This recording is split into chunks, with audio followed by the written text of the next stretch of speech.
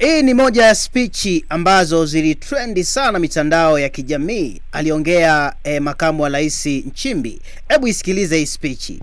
Ya watu kukaa mahabusu, vikesi vidogodogo, vitu vya kijinga jinga, vitu vingi tu.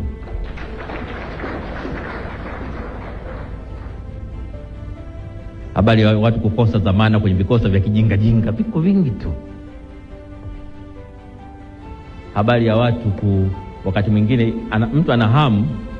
Maana unajua kuna wakati unakuwa na watu wana roho mbaya. Unakuta mtu mmoja amekaa na roho mbaya pale.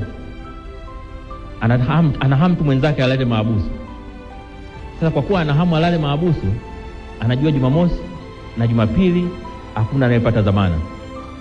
Anakupeleka kituoni saa 9 kasoro hivi siku ya Ijumaa, ili tu awe na uhakika utalala siku 2. Sasa tunao watu wa hivyo kwenye nchi.